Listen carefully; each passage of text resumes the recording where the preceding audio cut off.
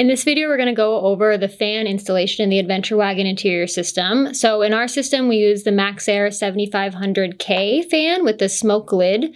This is a great option for a fan. For any van, it's got a rain hood, so you can have it open all the time. It has 10 speeds and has different directions that you can pull the air in and out. So it really helps with airflow and keeping condensation low and all of those things in your van. So the first kind of step to this is we're going to lay out all of our tools and supplies. So you're in your fan box, you're going to have your fan hood itself, a little fan bezel that actually gets installed into the roof, and then a little white trim ring that actually gets installed after all of your panels. That won't be used till later down the line. We're also going to have a little hardware bag with screws and butt connectors, a cardboard template. Be sure to not throw this away on accident. This is what's going to give us our placement on the ceiling in the van. And then you're also going to have your adhesive and your sealant in your box as well. Beyond that, you'll need to provide all of the tools needed for this part of the install. So you'll need a jigsaw or whatever tool that you want to cut through your ceiling with. We choose a jigsaw and most people have that on hand. You're also going to need a drill and then a step bit as well as an impact driver. You want to have some paper towels, some tape, some rust prevent, which can be found in the first box of your interior system. And then we use a deburring tool. You can also use a file or something like that if you don't have a deburring tool on hand. And then lastly, you're going to want some sandpaper as well to scuff the surface before we apply our adhesive. Once you are sure that you have all the supplies needed to do this process, we can move on to the actual install. The first step in the install process is going to be finding placement in the van. So this is going to depend on your specific configuration. In the 144, you can have a front and or a back fan. So the front fan location is going to be in your second ceiling bay, and you're going to use that cardboard fan template that's in your box to find your exact placement within that bay. But basically that lines up with the flange on the ceiling rib, and then you can mark your placement from there, which we'll show in later steps in this video. The aft placement in the 144 is in the fifth ceiling bay, and again, you're going to use the ceiling rib as your guide. There's a printout in your fan box of the specific placement using that fan template, so you can refer to that to find specific details for your specific fan location. In the 170, the forward fan is going to be in the same second bay and like orientation as the 144. Your aft fan, however, is going to be in your seventh ceiling bay instead of the fifth like it is in the 144. So pay close attention to that. And again, just make sure you're referring to that printout included in your fan box.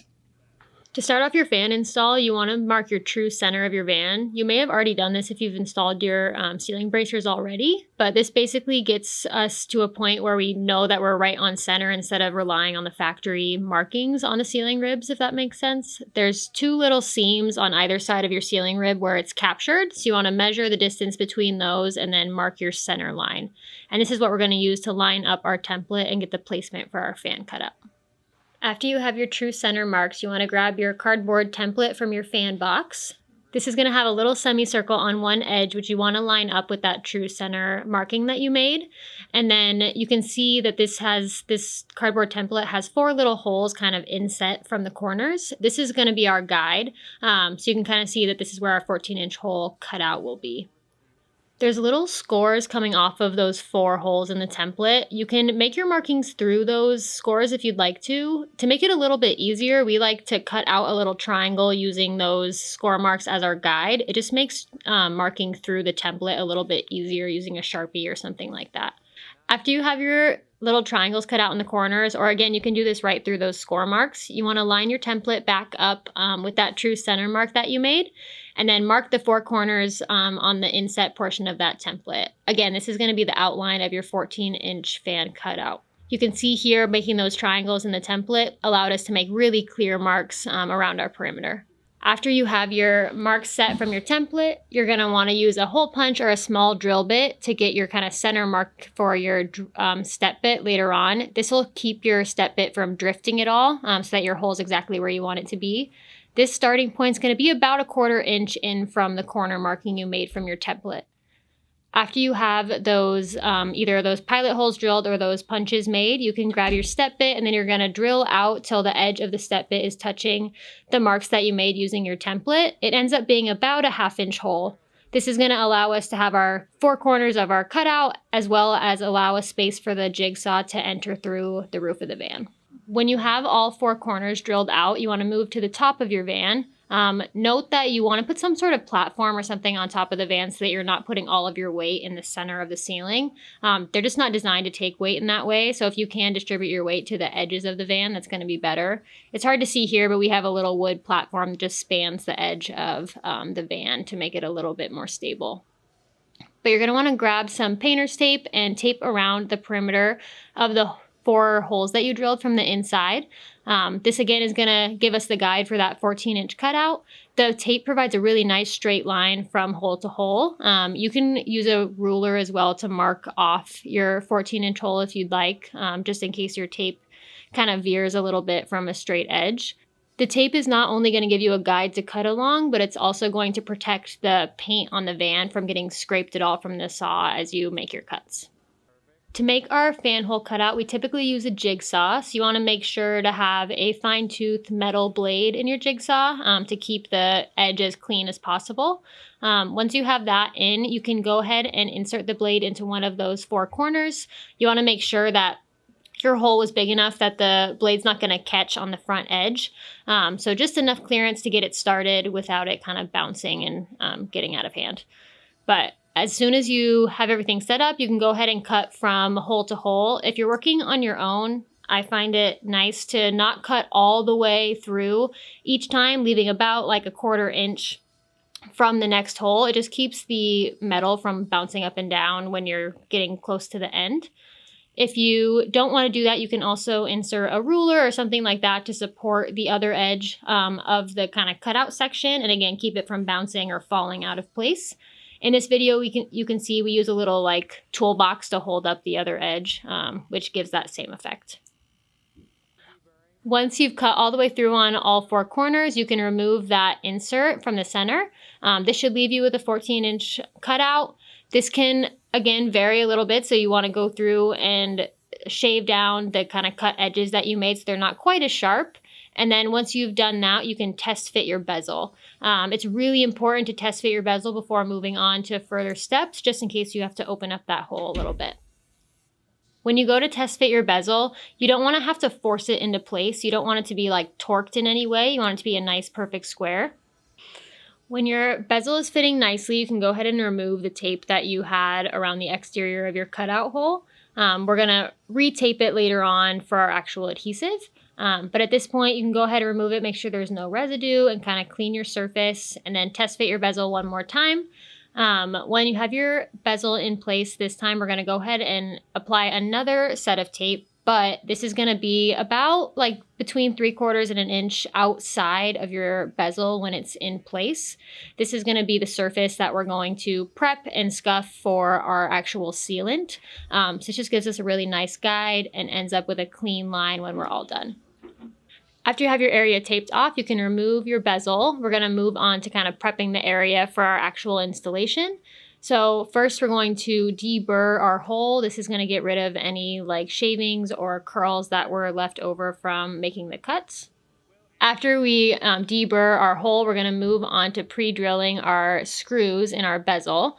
So to do this, we're going to put our bezel back into place. And the first 2 that we're going to drill is going to be one on either side. A good note here is that your little metal clips should be facing the sides of the van, not the forward and the aft.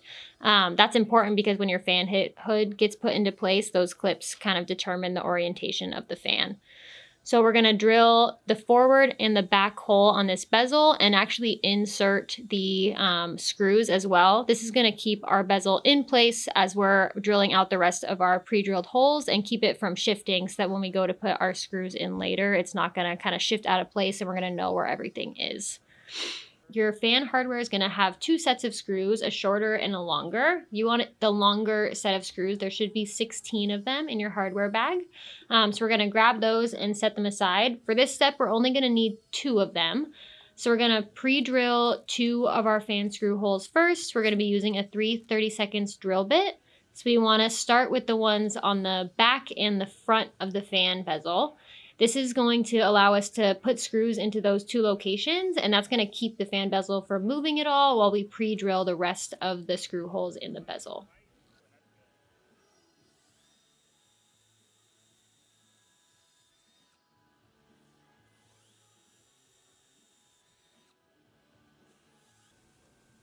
When you've pre-drilled all of your screw holes, you can go ahead and remove those 2 screws from the front and the back, and then remove your bezel. This is going to allow you to clear off all the metal shavings, and then we're going to take some sandpaper and scuff all around the fan opening from the fan hole cutout to the tape that we laid down. This is going to give us a nice porous surface for our adhesive to grab onto. When you've scuffed the entire perimeter, you're going to take some acetone and clean everything really thoroughly. We want to get rid of any dust or metal particles that could interfere with the adhesive curing and adhering correctly to both our bezel and the van itself. When you've cleaned the area nicely and it's dried, we're going to take some rust prevent and just coat the cutout of the fan hole itself. You don't want to rust prevent the entire area you just scuffed because it'll actually be sealed up by the adhesive, but you do want to get a good coat on the inside of the fan hole and allow it to dry fully before we move on to actually installing our fan bezel. While your rust prevent is drying, you can take your fan bezel, and we're actually going to scuff this as well using the same sandpaper. You want to get really well inside all the grooves and on top of just the perimeter of the underside of that bezel. Be sure that you're on the underside. This is the side with the kind of grooves on it. After you have that all scuffed up and sanded down, we're going to do the same process of taking some acetone and cleaning off any dust or debris that's left over. You're going to have 2 different types of adhesive for your install. One is going to be our adhesive, and then one is going to be an adhesive sealant that we're going to put over top. The Manus is going to be the adhesive. We're going to use that first. It's black in color. And then the second is going to be the Sikaflex, which is going to be our sealant that's going to go over top, and this one's white in color. So to start off, use your Manus adhesive. We're going to cut about a 1/4 inch hole in the tip of that, and then do 3 solid beads around the underside of our fan bezel. You want to do, again, 3 continuous beads if you can. Any breaks give kind of the opportunity for leaking. But with this process, we are going to add that sealant over top, so we are going to have kind of a secondary line of defense against any water getting through. The main thing you want to be sure to do here is get all the way out from the inner edge all the way out to those screw holes. This just makes sure that you have a good layer of adhesive on the bezel. Once you have that ready, we're going to flip our fan bezel into place. Again, be sure that you've got it in the same orientation that you did when you pre-drilled all your screw holes. So those metal clips on the outside. And then it is a good idea too to have marked your front and your back, because we have those 2 screw holes that are going to be kind of our placeholders to make sure that all of our pre-drilled holes are lining up. Once you've got it into place, you want to give it a firm press on all sides. You should see a tiny bit of the adhesive coming out under the edge of the bezel. You don't want a ton, but you want a little bit to come out just to show that you've got enough under there to have a nice seal all the way across the underside to the top of the vehicle. After you've got it pressed into place, we're going to insert those screws into that forward and aft position, just like we did for the pre-drill. This is going to make sure that everything's in the right place and that our screws in the rest of the holes on the bezel are going to line up with our pre-drills nicely. You can see here that we are kind of alternating what screws we're using. So we start with the 4 sides, then we move to the corners, and then add in all the ones in between. This just makes sure that all of the force is getting pulled down kind of in similar ways so that you're not torquing down one side more than another. You also want to be sure here to have your impact driver on the lowest setting. You don't want to over torque those screws because you can possibly crack your fan bezel, which can cause some major leaking problems later on. If you do see any cracks in your bezel, stop your install process and look to get a new fan bezel, because again, that can cause some leaking issues as time goes on. When all of your screws are installed, we're going to move on to our sealant. This is going to be our Sikaflex 715. This part can be a little bit messy, so do the best that you can, but we're going to do a few beads of this, one on top of the bezel, kind of around on top of your screw holes, one just where the bezel meets the van roof, and then one around the exterior where you scuffed the van paint up to the tape line that we have. When you have your 3 beads in place, you can take a paper towel or your finger to kind of smooth out that sealant. Again, the sealant can be a little messy and get kind of everywhere, so this is why we put that tape down to keep everything clean, and I'd also keep a number of paper towels on hand just so you have kind of easy access to keep everything as clean as we can and keep that sealant from getting anywhere that it's not supposed to be. The most important part here is you don't want to see any breaks in the sealant. So you don't want any like gapping or anything like that. You don't want any of your black adhesive showing through, and you don't want to see the tops of your screw holes. So you just want to make sure there's a really good layer of this sealant over top. If you need to add more, go ahead. You've got like a half an hour to an hour until this skins over. So you've got some time to kind of make sure that you've got a good layer over everything. Once your sealant is applied and there's no gaps or breaks in the seal, you can go ahead and remove your tape. You want to do this while your sealant is still wet so that you're not like breaking the seal with the van roof, and it kind of comes away nicely and then can cure on its own, and you won't have to make any modifications to it once it's cured. Cure time on the sealant can vary depending on your conditions. Ideally, you would want to be installing this whole process in 60 to 70 degrees. That's not always possible. So in prime conditions, 70 degrees, it should take a day or two for everything to cure. If you're in colder conditions, give it 3 to 5 days to fully cure. It should be dry to the touch and not like come off at all. If you're feeling it, you also shouldn't be able to like squish it in. After a couple hours, it should skin over, so be waterproof, but be gentle with it for at least a few days so that it has time to fully set up. After your sealant is fully cured and dried to the touch, you can install your fan hood. This is where those metal clips that we made sure were on the sides of the van come in handy. You want to make sure that you pop those up so that you can see straight through the clip and the plastic bezel. There shouldn't be any overlap between the metal and the plastic in between the metal clip. That's going to allow your screw to seat nicely when you have your fan hood in place. Before you actually install your fan hood, there's a little black knob on the underside of the fan. You want to make sure and turn that clockwise to open the fan hood all the way. This is going to expose the holes that are going to line up with those metal clips. Once you have the hood completely open, you can flip the fan around. You want to make sure that the hood is facing towards the back of the van. So the kind of part that overhangs is towards the back. And then you can drop your fan into place. Make sure that your wires fall through the hole and don't get caught in between the fan and the bezel. And then once you have it in place, you're going to grab the 4 shorter screws from your the hardware that was in your fan kit. And those are going to go through the holes in the fan hood and lock into those metal clips on the fan bezel.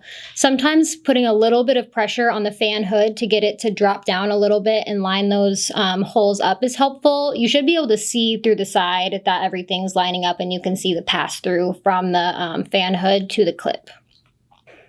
You're going to want to use a screwdriver for this step. Make sure not to use an impact driver because it's easy to strip those screws. And once you have all 4 in place, your fan install is complete and you can move on to the A-frame or ceiling bracer install that's next in the process.